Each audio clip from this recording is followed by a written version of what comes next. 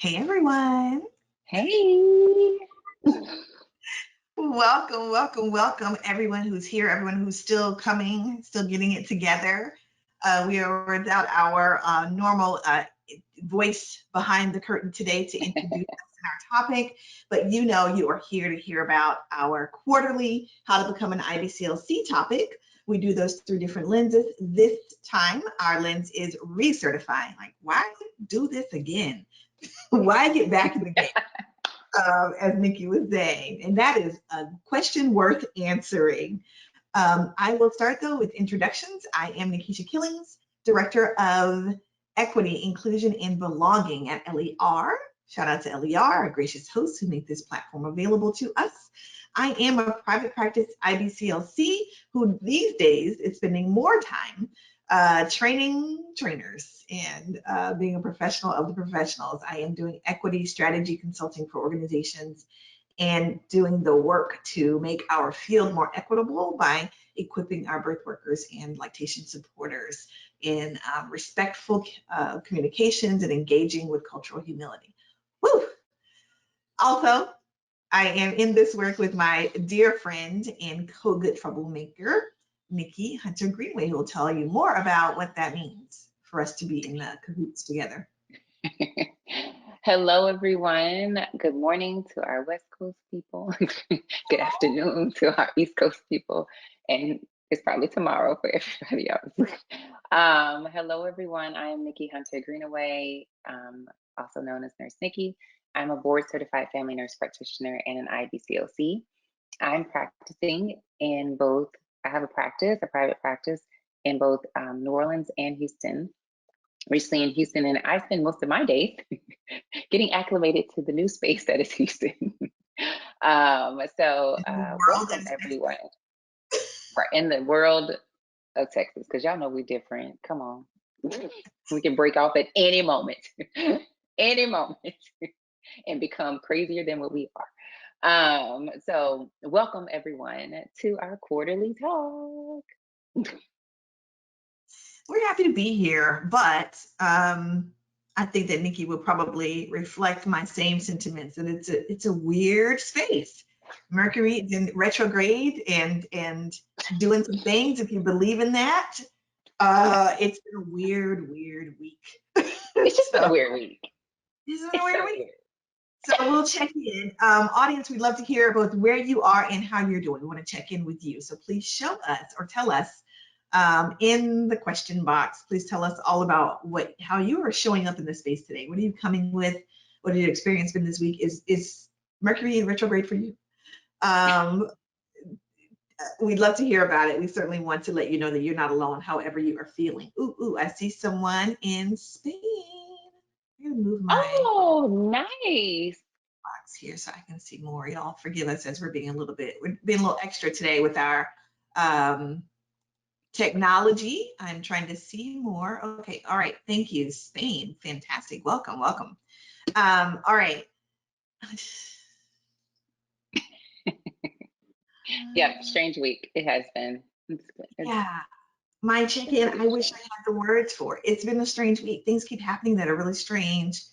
And just I don't feel like I have my footing. I don't feel really grounded. That is affecting my productivity. So I wonder if anyone else is feeling that same way. But I think that kind of sums up where I am in this space. I'm approaching a birthday, the very last day of this month, and those are always times to be like retrospective, right? To think about, or introspective either.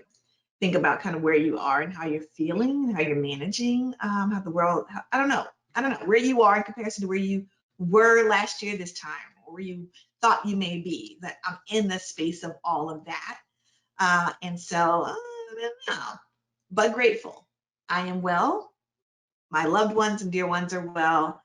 We're continuing to move forward in good health, physically and mentally, and I'm thankful for that. And still a little off-centered. All right, Nikki, how are you? I'm the same. Like I was just floating around the house earlier. My husband's like, "What is going on? Like, what's wrong with you?" I was like, "Well, I just missed a meeting because I was daydreaming." looking out the window because that's where my head was because of Mercury and her retrograde. And if we can, we blame her for everything. yeah, she's the root of all evil right now. But I think that's where I am. Also, just being in transition. You know how, and many of you may have experienced this, where you maybe moved to a new space. You're coming out of your comfort zone, and now you have to make a new place your comfort zone, and all the things that come with making your new space, your physical and your mental space, a comfort zone. So that's where I am. And it looks like like everyone says kids are resilient. Like the children have created their comfort zones, and I'm just like hopping around different rooms of the house, like maybe this is my space. And while my office is great, like where is your most productive space mentally and physically?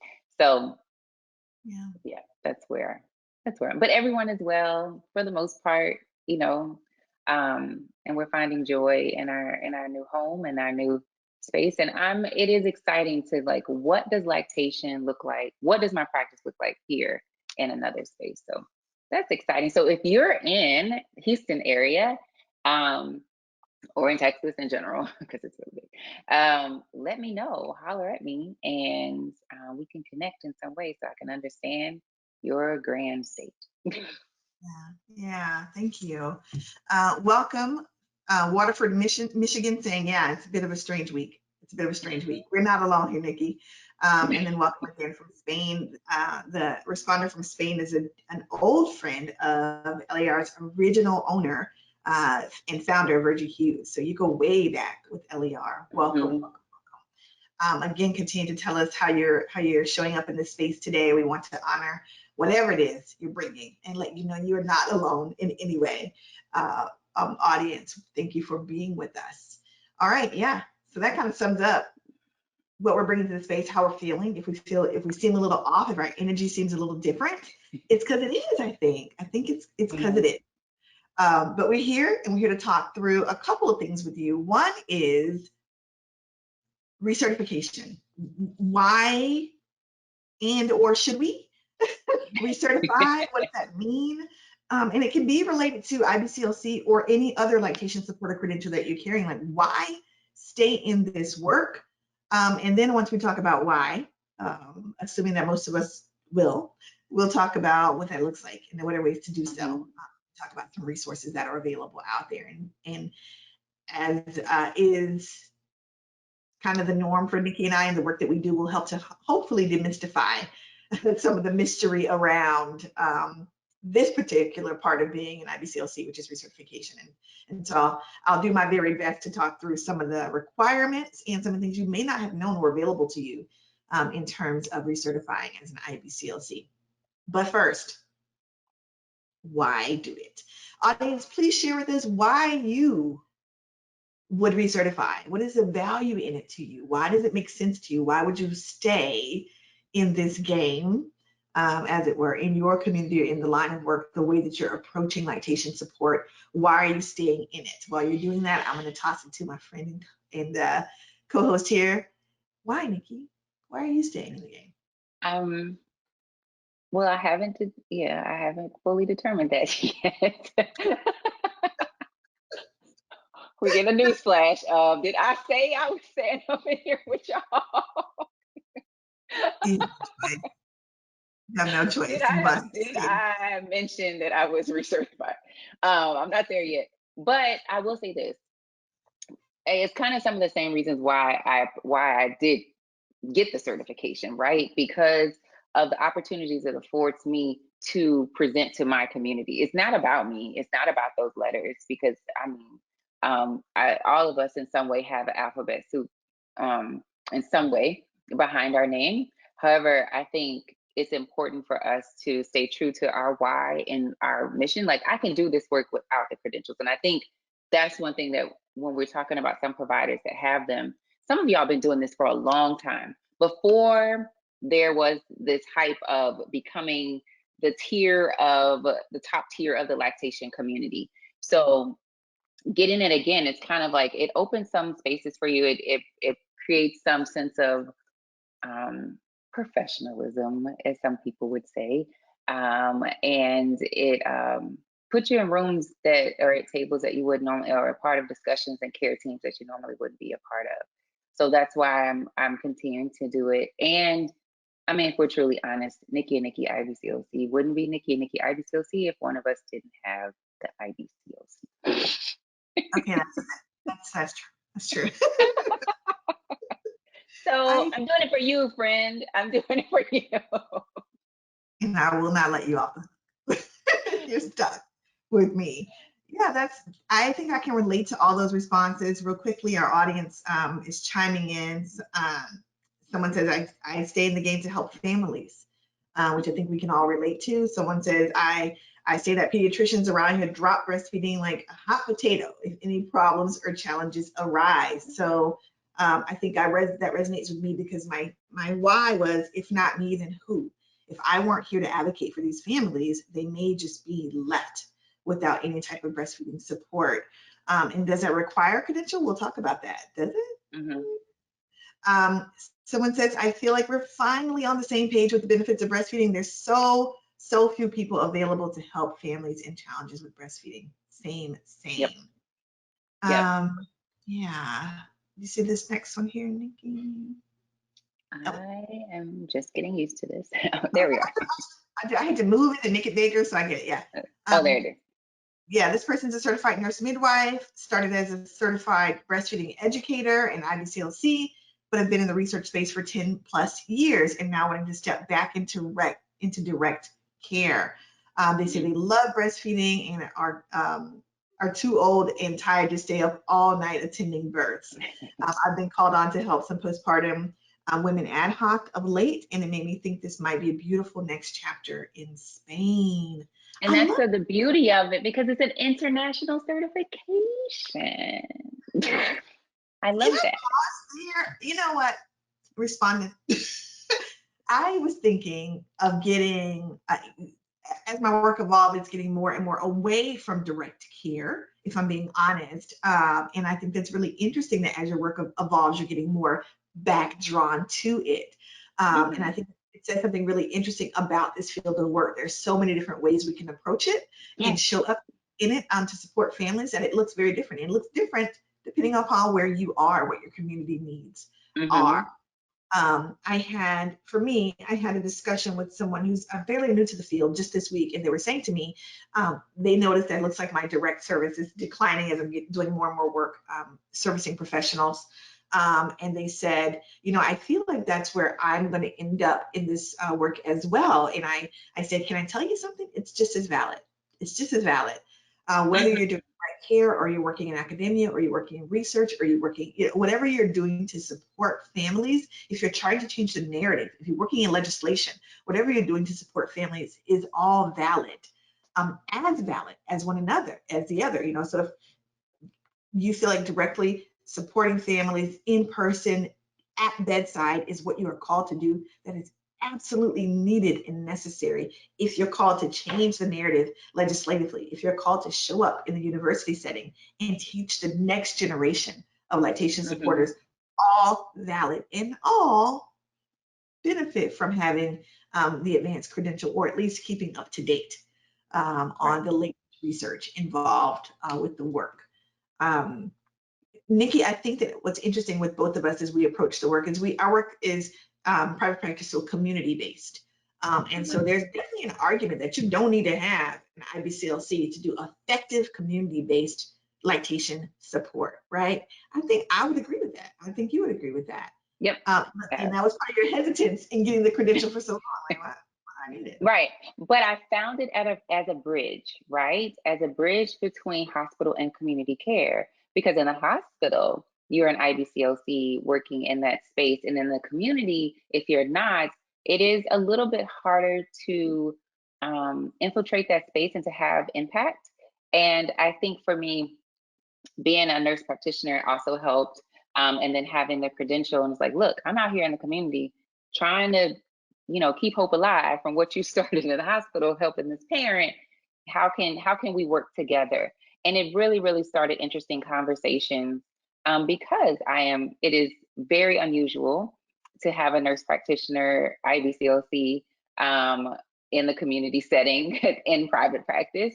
And so, so it created some unique relationships and partnerships and ways in which we can effectively help parents and have a long-lasting impact. So that's what brings me excitement, is that I do have these partnerships and relationships, and that's what keeps me going. Because I think, you know, that first 5 years of certification, your first year, like getting your feet wet, what can I do with this credential, right? And then that next 5 years, I'm not sure. Like, I think I've been working, as Nikisha knows, we've been working a lot in curriculum building and policy making, and a little birdie named Dr. Bug told me that I was going to do that. She's like, we're not doing patient care forever, Nikki. We're about to do some policy work and see how much of a greater impact you're going to have. And that's actually where I see my brain kind of veering that way.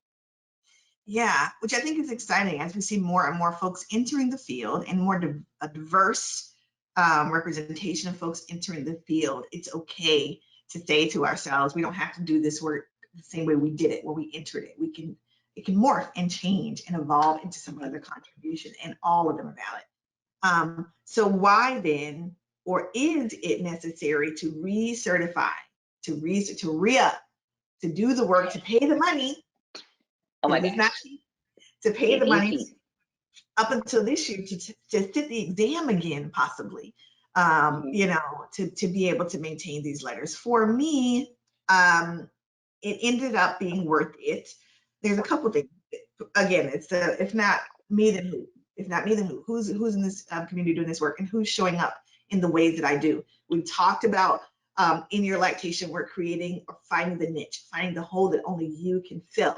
Well, part of filling that particular hole is being the most equipped to do that work, to being the most equipped, right? So having all the latest evidence-based and experience-based information that you can to make that highest contribution. And that looks like having the terminal certification in a lot of ways. Terminal meaning the highest. IBCLC is it for lactation support at the moment. And so that's necessary a lot of times in order to do that work. The other thing I wrote down was an agreement with Nikki in terms of opening doors and spaces. There's certainly some opportunities to share my work, opportunities to be seen as a valid, incredible source of information in this work that I think were made available by carrying that IBCLC credential. I'll share that I had other credentials on the way to IBCLC, and I have let other credentials lapse because I feel like this is the one that affords me the greatest opportunity for access for getting into those spaces. Audience, we want to hear from you. Why would you recertify? Why do you think it's important for you to stay in this work in this particular way? Again, you can continue to contribute in lactation support, not necessarily through recertification or being certified at any particular level. You can continue to do the work, but why is recertification important to you? We want to hear your feedback there. Listen, this isn't for everyone. And I've seen a lot of people say that they're just not interested in continuing on or recertifying, especially with the cost as they were, especially with having to go and get their, I'm sorry, husband texting me questions. It happens. Has a need, I'll take care of that. But especially trying to continue to move forward. I have no idea what my thought was. What was I saying? Nikki, do you know? I don't know. I'm gonna just about the recertification. I'll come in. So I think some of the people, some folks, and even myself, I've questioned, should I get recertified? Because I don't agree with everything that's going down in the field of lactation, right? And I want to make sure that if I'm showing up, that I'm showing up in a way that feels good to me, that truly, truly serves my community. Because some of the practices, some of the standards, or whatever the policies and procedures, I'm like, that actually doesn't help my community. That's great on the grand scheme of things. And yeah, we should be doing that. However, we have to meet the communities where they are. And we have to start from somewhere. So we may have to go against this policy or procedure and what people think is ethical when it's really not. We're helping the community. So I really had to think about that. And I've talked to you about it and other folks in the field. I'm like, I'm just going to show up the way that I feel feels good to me, but also ultimately helps my client, my community, and making sure that they're getting the care that they need when they need it the most, in the way in which would be beneficial for them, and still hold true to our evidence and all of that stuff. Yeah, I think, thank you for hearing that. well, I, well, I found my way again. Yeah. No, that's it. I think it's an expensive credential to upkeep if we're talking about IBCLC. It requires more work, I think, than a lot of other licenses do or certifications do to maintain. And so it's important that it makes sense to you in your life to do so. And so I understand if it doesn't. I understand when it doesn't feel like it makes sense anymore, or that there are other ways to continue to do the work that doesn't necessarily look like getting recertified. Someone said, "Oh, yeah, it's helping me to use an insurance biller. It's important. It's important, right? Previously, I let my certification lapse because it was so expensive and such a high burden to recertify, and I was by then a CNM, so it didn't seem necessary. What are your thoughts on the cost benefit ratio?" Yeah, I think it varies widely. Yeah, it's not. I don't really think it's going to add a whole lot. We're not going to pay ourselves more. But what it does is it looks great for our clients, right? They feel assured that this person can provide care for me from the beginning till the baby comes out and assist me with this. And I don't have to add on somebody else to my support team. They're a full spectrum support. And that's what it really adds, at least for me as a nurse practitioner, lactation consultant. I can do, prenatal care, I can do postpartum care, and I can do lactation support. I think the piece missing for me is the birth part, which a lot of people are like, there's a hole. But it provides some full spectrum care, which is lacking, right? In a lot of our spaces that we're in, a lot of people think we're going to get that from the hospital, from our postpartum nurse in the postpartum unit. And that's just not, it's not happening in the way in which we want to, especially for certain groups of folks like Black and Brown folks. All right. So we have to think outside the box and like, okay, I have this credential. How can I build upon it to improve the patient experience? And that is where the benefit is. You may not see it immediate increase in your pay, but you'll see it if we're doing this, if we can measure satisfaction and joy in doing our job and seeing the patient thrive, then I think it's worth it. Yeah, I think it's worth it if you can parlay the advanced certification into more income. And that doesn't necessarily always come from seeing more families. It may require you to start to network with providers in your area to get on, their roster, to get, what I mean, to be able to become a part of their team, so that more families are directed toward you, or so that you can, work in their space as a bona fide a member of their support team, because they're saying, this person is a legitimate resource for lactation support, means something, and it goes further. It helps to avail more opportunities to you.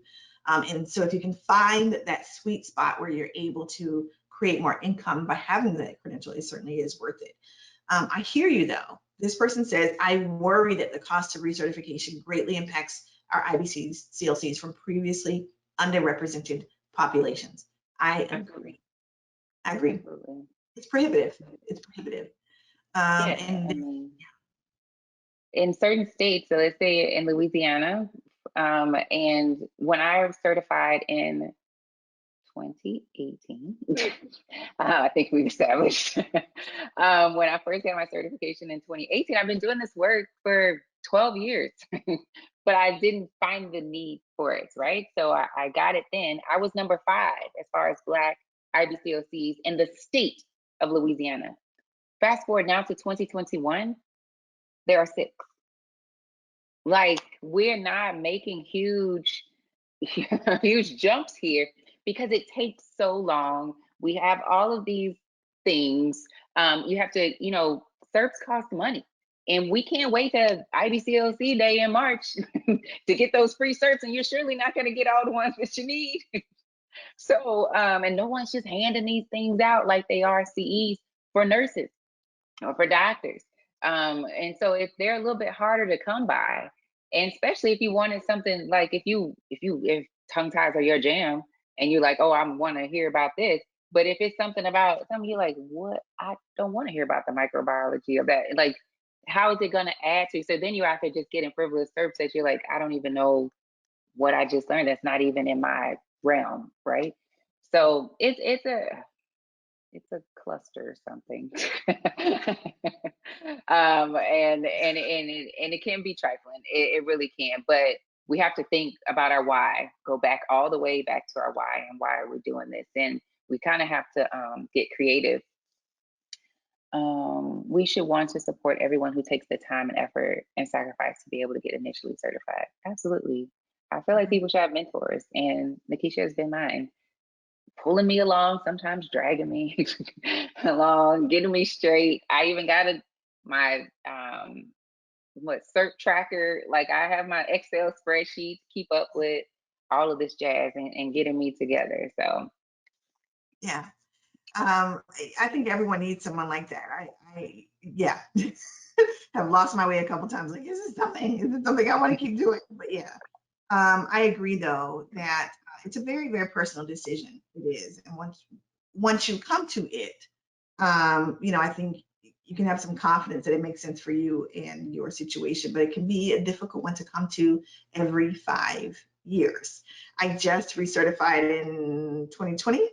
And so I faced that, and coming to the decision was one thing. It was fairly easy because of where I was in my work and my career. But then actually presenting the evidence, recertified by SERPs, was a whole other ballgame because I hadn't been keeping great track of things. I hadn't been very, meticulous in my record keeping of SERPs. And so I literally, Nikki probably recalls, was going back through emails like, all right, this conference, definitely email me a certificate at the end. Where's that email? right.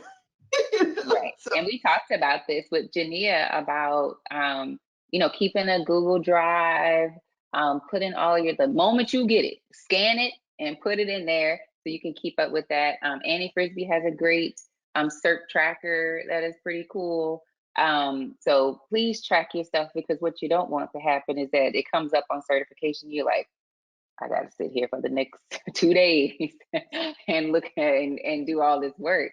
When I know you've been doing it the whole time.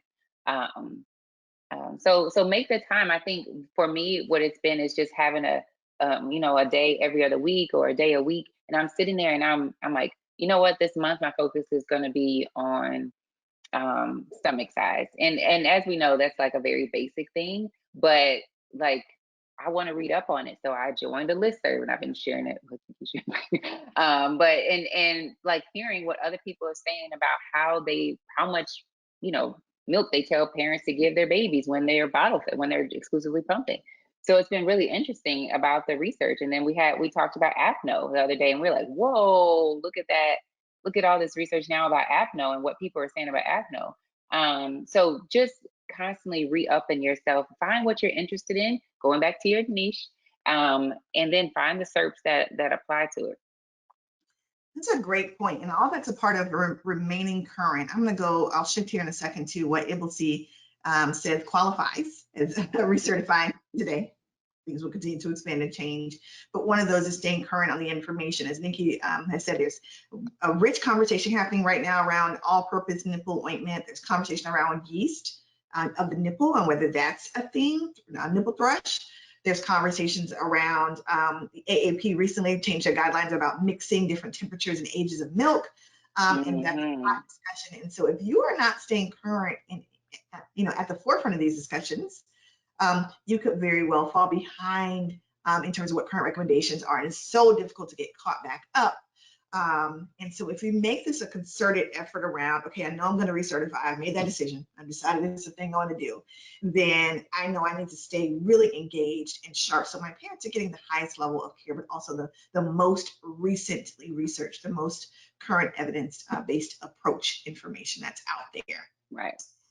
That said, so you're going to recertify. Yeah. You made the decision. All right, you're there. Okay. Yeah. What does that mean? Well, as of today. That is a new thing. And we're elated to hear that we're no longer required at any at any point to retest. If testing is not your jam, if it gives you hives, if you're not a good test taker, you can exhale. Look, You do have to take that test again. The I last already told y'all. Yes, that test was a done deal. Like, we're not taking that test anymore. Not to scare anybody, but I don't want to take it anymore. The last folks who took that test to recertify as a mandatory component of recertification just did so in September of this year. And so you don't have to do that again. If you're already an IBCLC, from now on, you can recertify by other means. Here's what those are. Yeah. You ready? Those are, you can recertify by showing 75 CERPs acquired since your last recertification in the previous 5 years. So that's 75 CERPs. Those are L CERPs, E CERPs, R CERPs, and each CERP is 60 minutes of education. You have to have at least, of those 75, at least 50 of those have to be L CERPs, which are lactation specific. All right.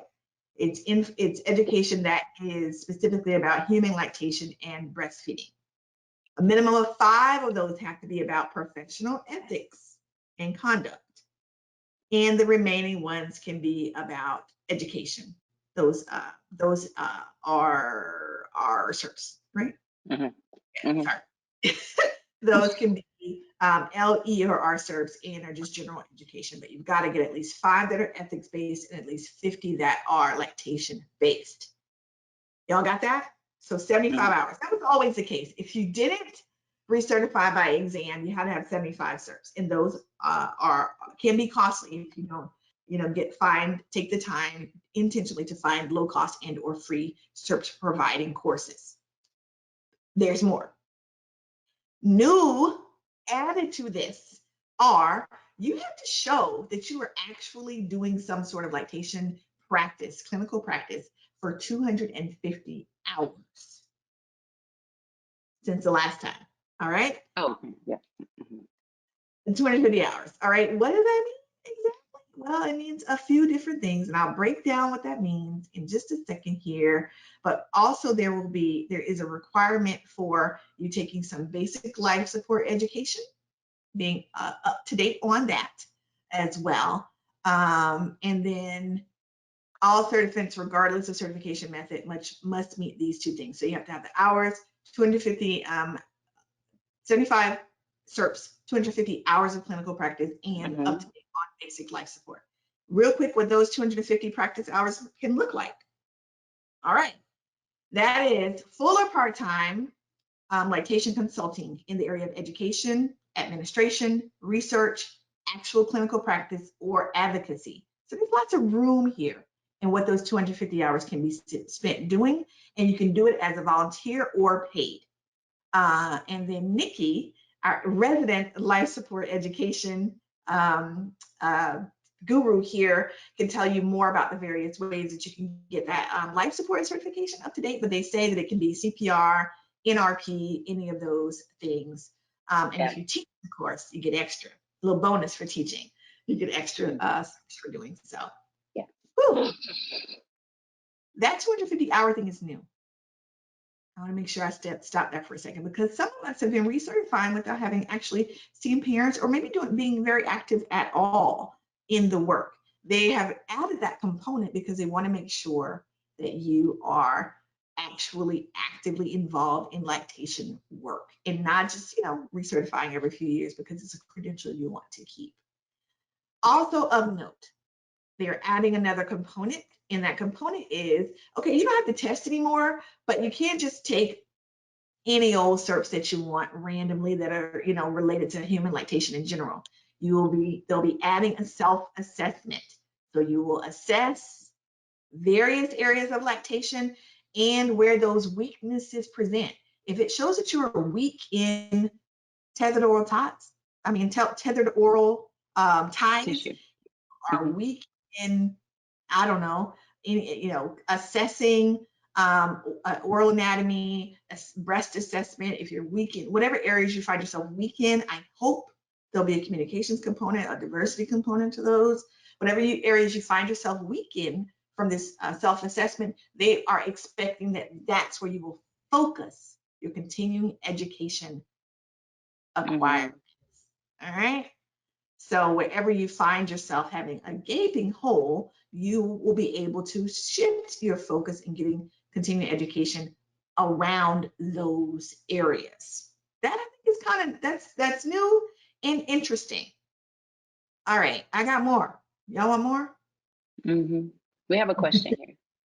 Well, go ahead, Nikki. Is there a statute of limitations on IBCLC? My certification lapsed a long time ago. That is a great question that I cannot immediately find an answer to. Because I'm sure some people have let it lapse and they're like, you know what, I want to get back in the game and do this again. And I wonder if they have to take the exam again. Yeah, that's a great question. There is a point at which you are considered retired and you have to recertify. I don't know that year. I don't know what that is. And it may be at the point at which you fail to recertify, that when you go back to enter the field, I don't think that you can just take the recertification exam. I think you have to start over and take the initial credentialing exam again. That would be my best educated guess. And I welcome any of our listeners to correct me if you know better information on that. I wanted to make sure I shared some information around, again, around recertifying. I've shared what those things look like. There are other ways that you can get CERPs and what CERPs look like. They look a lot of different ways, and you can get those CERPs from doing going to conferences and getting those courses. I'm sorry, I'm trying to make sure I find the right page to walk through with you guys here. But there are other more specifics that may be helpful to you as you move through getting the CERPs. Let's see here. I'll leave Nikki to talk with you all while I search for this here for a second. So I did find something about retired status on the IBCLC's website. And once you have to apply for retired status as an IBCLC, but it happens once the certification expires, then you go into this period of you're retired. Well, you're technically retired, but you can apply for the status of putting the credential behind your name saying IBCLC retired. That only lasts for 5 years after you retire, after you technically your thing expires.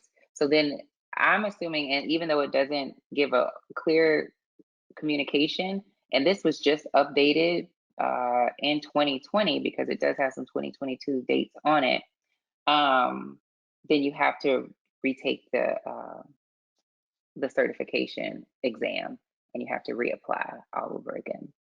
There you go. Thank you, Nikki, for finding that answer. I was able to land on what I wanted to share with you all, and I think this is really interesting. So in addition, again, to getting LCERPs, which again are focused really clinically. So they are attending courses that are in breast anatomy or clinical skills or documentation, those types of things. ECERPs, which are referred to ethics and consent and conflict of interest and human rights and intellectual property, all those count. And RCERPs is just a more generic term that may be, research methods, family dynamics, counseling skills. It's a catch-all. You'll need 20 of those. There are also other ways that you can get CERPs. And so individual CERPs is a thing. If you didn't know, you're trying to recertify, you can get individual CERPs for being an author or co-author on an article, a chapter in a peer-reviewed journal, an article or abstract in a peer-reviewed journal. If you complete a master's thesis or a doctoral dissertation that are in the area of lactation, you can get individual CERPs. Poster presentations at conferences. If you develop a video for professionals, Nikki and I do this quite a bit. Those are things that grant CERPs. Clinical observation of another lactation, another IBCLC that has recertified at least once, you can get CERPs for shadowing them and learning from them. Again, continuing attending an educational offering or presenting an educational offering if you're teaching or speaking, presenting at something, you can certainly get service for that. Volunteer service still counts. Also being a Pathway 3 mentor or a Pathway 2 preceptor, all are ways that you can individually get certs for work that you're doing out there in the field. We've talked about the different ways that you can get we have to get the CPR certification, but you can get up to 6 certs for just completing that. I don't know if everyone realizes, although we're required to go to that, you get certs for going to CPR courses, and you get double the amount for teaching them, up to 6. All right, and so let's see. Those are really, really interesting ones that I fell upon. I also recently attended a conference that they didn't request or didn't get their course certified for CERPs, but they are going to give you a certificate, and you can present that to IBCLC with your stack of other certificates and request to get CERPs at that time. And that's called self-certifying the CERPs, which is also another way that you can get them on your own. So tons and tons of different ways. Again, being a mentor and supporting other folks who are new into the field can be a way for you. Pathway 3 mentors get up to 25 hours per person of a mentor, and you can do 2 of those. You can get 50 hours for being someone's mentor, depending upon the amount of time that you dedicate to supporting them through their work. All of that. Someone's asking if the self-assessment is ready yet. No, it's not. They promise it will come out by 2022. So we'll be able to really get a keener eye into what are the ways that we can and need to firm up places that we are not necessarily strong, and so that we can devote some intention to where we get these SERPs. Let's see.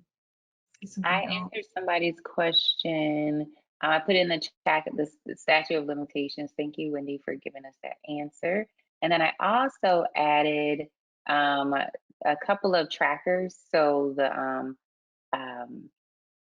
LER's tracker, practice calculator, clinical practice calculator that's there, and then the paperless lactation CERP tracker. So those are very helpful in tracking your stuff. So you want to be as organized as you can. You don't have to go out and recreate the wheel. It's already been created for you. Just plug those numbers in there and keep them handy, because you will thank yourself later. Believe me.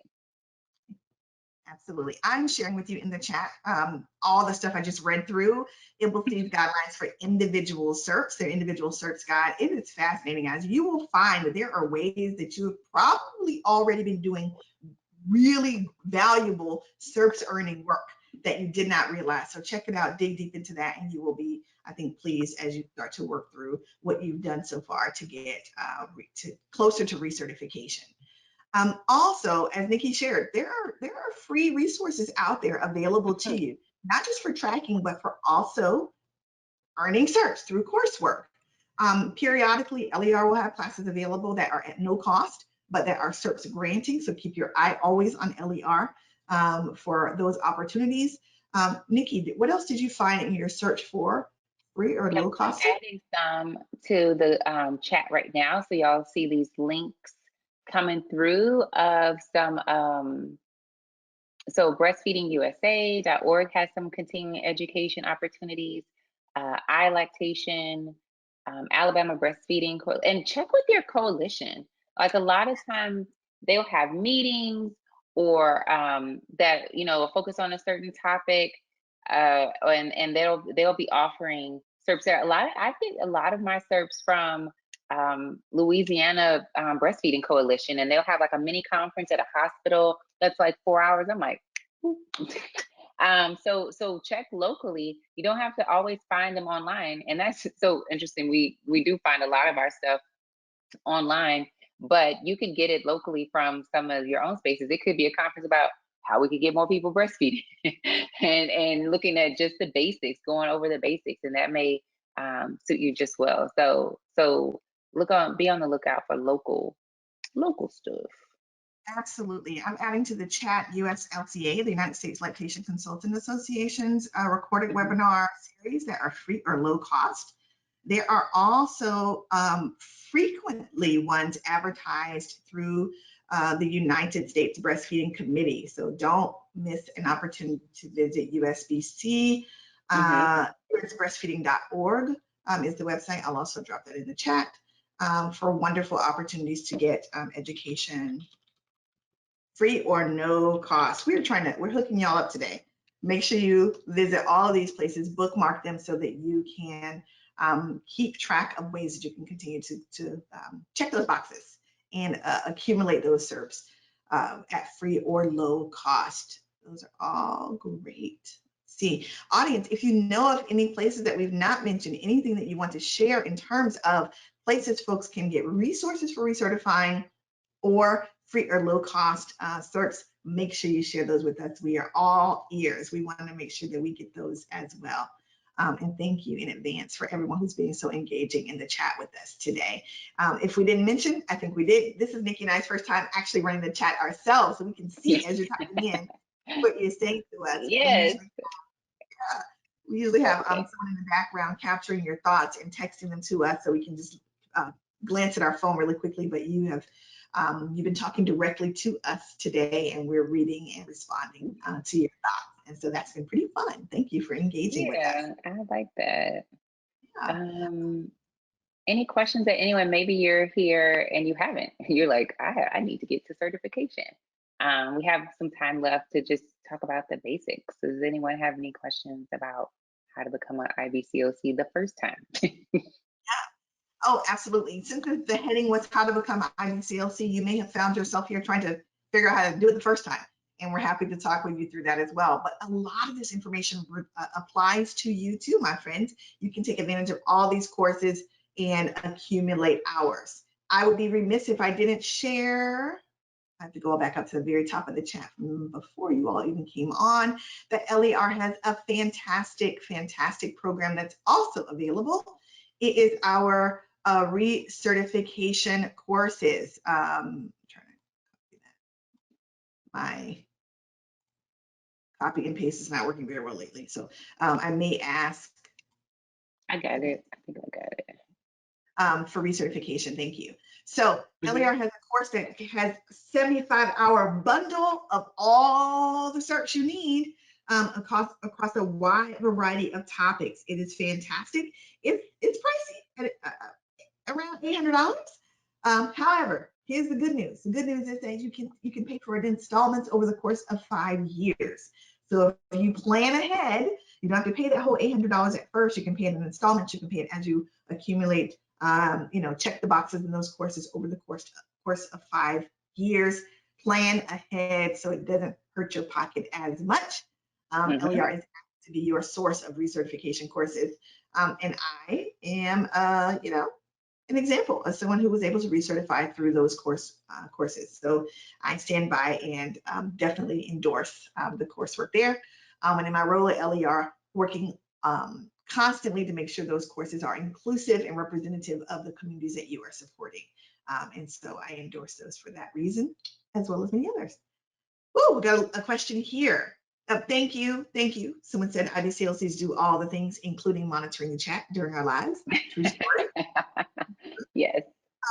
Is there a list somewhere of other licenses that are adjacent for those of us in states with no IBCLC licensing ability or requirements? Nursing school sounds like a lot for my weak stomach. Okay, you do not have to go back to nursing school or go to nursing school for sure. I'll share my personal experience is that in accumulating the courses toward this credential, I got a master's in public health. So there are certainly paths that you can kind of get on that will help you get all of this work, but also help you get all these certs, but also get credentialed in some other way.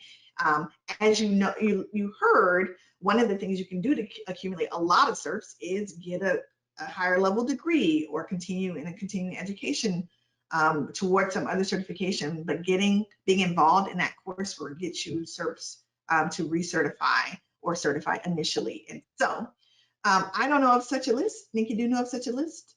It shows like adjacent credentials. No, anybody can be an IBCLC regardless of your background. There are people in accounting. There are people all over. There's some some people may feel like they're like, oh, if I'm get a master's in public health, or if I'm a social worker, or if I'm, these types of things, it's more like it'll be better as an IBCLC, and that's not necessarily the case. So we want to bust that myth that you have to be a healthcare provider of some sort, a nurse or a dentist or occupational therapist to become an IBCLC, and you just don't. You simply have to take those courses and do the clinical work and complete the application take test. So and that's why we started Nikki and Nikki, is because there's a lot of myths out there, and I think a lot of misinformation that people are spreading around, like, oh, it's better if you're a nurse. No, not necessarily. We have, as Nikisha's not a nurse, and we have tons of colleagues that are not nurses that are doing amazing work in this lactation space. So and and lactation to me sometimes can make my stomach queasy, because I don't actually like putting my fingers in people's mouths. For that oral assessment kind of gets me sometimes when there's a lot of drool. But we can all do it, and there's a space for you, whatever your background is. I promise you, anyone that's in this space, they use a little bit of their unique background and bring it into their lactation work, and it makes them all the better. I hear you. I hear you. Her question is related to being able to file for insurance in her state. It's becoming harder and harder being a non-RN IBCLC and trying to file for insurance. I hear you. Nikki? Yeah. So unfortunately, in some states, you don't. I'll use Louisiana as an example. Even if you're an IBCLC, you still can't file for insurance. You have to be a healthcare provider. You have to be a nurse practitioner, physician assistant, a doctor, someone that traditionally files insurance. So if you want to go that route, then you would have to be a nurse practitioner or something like that, an occupational therapist, a speech language pathologist, things like that. People that can get credentialed with insurance. So you would have to find out what that list is for your state, as opposed to, because it varies by state. RN IBCLCs, even non-RN IBCLCs in the state of Louisiana cannot bill insurance unless they are a credentialed healthcare provider. And that's what makes it harder there for IBCLCs to thrive, because they have to do fee for service. Yeah. There are some ways around that. I think becoming associated with a doctor or someone who does. Yes. Mm-hmm. Yep, you can be in a pediatrician's office where you can bill through them, things like that. But don't let that deter you. There are so many ways. There are ways around it, and to be creative, for sure. Yeah, some of the folks that I have seen that are in adjacent credentials are occupational therapists, speech language pathologists. Those are really interesting, kind of somewhat associated fields that are linked to lactation support as well. You don't necessarily have to go the traditional route of RN. You may be able to carve out your own path depending upon what you're most interested in. Try and see what other certifications exist that are not nursing that help you to build out what you're interested in, or there's probably an option to not work in that particular clinic. To be able to continue to do the work without an RN, but be able to thrive and support families in a way that perhaps you haven't explored yet. I encourage you to do so. Whew. Let's see, someone had a question. How does it work with tracking hours of clinical practice when the requirement to do so didn't start until the middle of being certified? I was certified in 2018 before they had to track the hours. If you had an employer, you can kind of use that to your advantage because they have a track of your hours. And you've tracked them in some form or fashion in order to get paid. So I've heard people tracking it that way, and then having a letter. They're like, I can attest to this person's hours that they did do this as their supervisor. The other way is, how did you schedule your patient? Things like that. Like you can go back and see how many hours based on how you schedule your patients. That's another way of tracking the hours. Obviously, it won't be as precise as 11:13 to 1:02, but you'll know that I had an 11 a.m. patient and I had a 2 a.m. patient, 2 p.m. patient. and you can track it sooner. It's going to take some legwork. You may need a free intern, but there's a way to do it. Wendy from LER has also pasted in a document that can help you calculate your hours and keep track of them in response to that question. So thank you for that, Wendy. It's an Excel spreadsheet up there. Great. All right, that's all we have time for today. That's it. That's all we got. We went, we shared a lot. We shared our hearts about whether or not recertification is the right thing to do and making that decision, a personal decision for you. We talked about what IBCLC deems appropriate in terms of continuing education and what is all required to recertify. And we shared, we hope, some useful resources to help you get well along your pathway to recertification. And we thank you. Thank you for sticking around for that. Thank you. The next time you see us will be November the 20th, or October 20th. Woo, I'm jumping ahead. Okay, wait, where are we going? October 20th. Take a break. We'll be back here in 2 weeks, same time, same place, talking about supporting LGBTQIA2S+ communities. We hope you will join us. We may have a special guest. If you or someone you know would like to be a special guest, please let us know right away. We'd love to welcome other voices who represent the communities that we'll be discussing on that day. But until then, stay safe, y'all. Stay sanitized, y'all. Try to stay sane. That's optional. We appreciate you. We will see you next time. Take care. Bye, everyone.